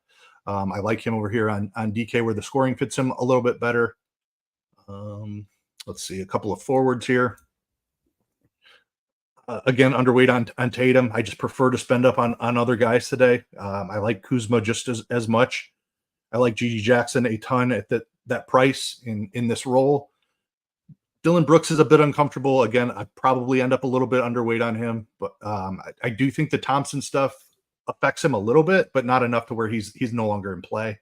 But obviously playing next to a guy like Thompson, who's very active, versus a guy like Jeff Green is way different. So it does limit Brooks' ceiling a little bit. Hauser is certainly playable. He's going to be out there for the minutes. I am slightly under the field on him again. Jabari Smith, I do think the Amen Thompson thing impacts him a little bit as well. I still like him, but Amen Thompson is a phenomenal rebounder for a wing or guard. I think it does limit the ceiling. We saw this with Şengün a little bit when VanVleet was out. Şengün's rebounding rate took a huge hit. So I do think Amen in the lineup impacts Smith's ceiling a little bit, but I do still have a ton of interest there. Let's see any other names. I think that does it for forwards. At the center position, again, just slightly under on Kornet. Definitely think he's a great value. Just don't want to try to get over that ownership number. I think pivoting to the Boston guys in Tillman and Keita is viable. Miles Turner is one of my favorite tournament centers. Chet Holmgren opposing him as well. Trey Jamison, if you're looking for a straight line pivot away from Kornet, I think is viable.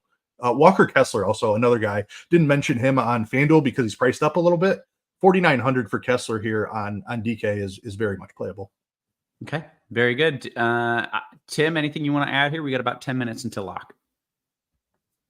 No, I think we can take QQs if you want. Okay, we'll start with Beaners because I can answer this one. He says, can you fade the first game or do you like anyone from that game? Tim, you're full fading it. Ice, I think you might be as well. I am full fading it as well. Yeah, so we can indeed full fade it. This is a personal question. I have 4 or 5 left in the forward spot on DK, and the only guy I see around there is Hauser. And Ice, I'm with you. I don't want to play this dude, but is he just the only guy there? Let me see if there's any other. What about Dylan? What about Dylan Brooks? I already have Brooks. How about Lou Dort? I mean, that's probably the most viable pivot. Without Jalen Williams there, I think there's a chance that he could run into a few more shots. So that'd be my guy if I was looking. Done. I love it. Okay. More QQs. And then I thought this, but I didn't want to be the one to say it. So I'm glad Bill did in the chat. With Şengün out, are we going to get Boban on the loose? Is there is it viable? It's too crazy, right? But if you have 150 lineups, I don't think sprinkle a Boban. Maybe 1 in 150, but no, it's not really viable. All right. I was pretty close to locking him in just for the hell of it. But all right, let's see. D-Rock says, DKGPP, I've already got Jalen Green and Jabari Smith. Would you prefer Kennard or Thompson as your last piece? I think Thompson has so much more upside. So even though you have to, as long as 3 Rockets is your max, I'm good with that. Okay, great. We'll go to producer Steve, who has a question. Which game do you think the most threes will be taken? And who do you think makes the first 3 in that game? He's got a DK promo. We were trying to make this. Trying to make our guy $1,000 here. I would go Milwaukee, Sacramento, right? Okay. And then who would be your pick? Go Malik Beasley because he has probably huge odds better than Dame. Okay. Unless if the pick is just like the odds don't matter, then if the odds don't matter, go with Dame. Dame. Yeah. Okay. Yeah. All right. Very nice. Let's see what else we got. FanDuel single entry 3v3. Ice, SGA, Jeff Green, and Denny, or Van Vliet, Kispert, and Roth's BFF, Kuz. That'd be the second one for sure. I don't know that you can play Jeff Green now that he's not starting. Yeah. Okay. We'll go to Fit Crooks. DK Cash question for you, Tim. Giddey and LaRavia, or Derek White and Trey Jameson? The first one for Cash. Who did I miss? LaRavia? Did I miss this dude completely? Was I zoned out? Jake Lavreia. Yeah, he's one of the Memphis guy. Memphis. What guy. position is he? Small forward. Small forward on DK. 5,200 on DK. 5,200. Okay. See, that ain't cheap, friends. I need 3.5 if we're talking cheap here. All right. Whoa. Yeah, I need cheap. Beaner says, hey, do you prefer in a FanDuel GPP? Do you prefer Sabonis or Wemby? I'll answer this. It's Wemby because on FanDuel you get the 3-point blocks and steals, and his upside over there, he's going to get like 10 stocks. It's just what he does. That's 30 points right there without points, rebounds, or assists. That's my thought at least, but I see he's probably actually asking you. You absolutely nailed it. I echo your sentiment 100%. Yep. There you go. All right. FanDuel single entry, Jalen Green or Amen Thompson. Tim, Jalen Green or Amen Thompson? Both great plays. We love them both. They're both great. I would go Green. Okay. FanDuel single entry, Ice. How do you feel about Brissett as the last piece over on FanDuel? What is his FanDuel price? 3,900. Yeah. Like I said, I do think Stars and Scrubs is much more viable on DK, but I think that there's a chance he could play some 5 over Cornette. I'm on board O'Shea Brissett today. Okay, very good. Nick says, can you play Brissett and Cornette in the same lineup? That's a great question. I don't think so. What do you think, Keith? They are so cheap is the only rebuttal that I have. I do think there's some threat of them stealing each other's minutes, but they're cheap enough where I could see, like, I wouldn't do it in super large field. Like if you're in the $4 on DraftKings or whatever, where it's a massive field, I would not do it in something like that, but single entry, three entry max, I think you're okay to do it. Okay, great answer. What else do we got? Shane says, FanDuel cash question for you, Tim. Aldama or G.G. Jackson? It's GG by a bunch. Okay, great. Naja Boy says, any interest in Giannis DK single entry GPP? Like, there's always interest in Giannis, but is he making the cut or is he falling short of some of these other stars?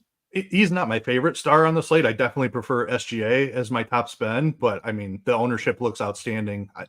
I don't hate that at all. I think the game environment is phenomenal. I do prefer saving. I have more Dame than Giannis, but I don't think Giannis is bad by any means. Yeah. Okay. Tim, do we think Hayward could start tonight? I highly doubt that. Okay. Not anticipating that. That's fair. Let's see. I don't think they trust him to play enough minutes for that scenario. Yeah. Okay. Alan says 4K left on DK. He needs a forward, so he's not too far off from where I was. Is Barnes okay? There's a cash question here, Tim. 4K left on DK. Harry Barnes? No, I can't. I can't do that. He's like 3.9. I saw his price and I was like, oh shit, 3.9. And then I looked at his game log and I was like, oh god, I can't do it. Right. I can't click this guy. Honestly, there's nobody that I would play in cash at the forward spot under 4K. You might want to consider rebuilding.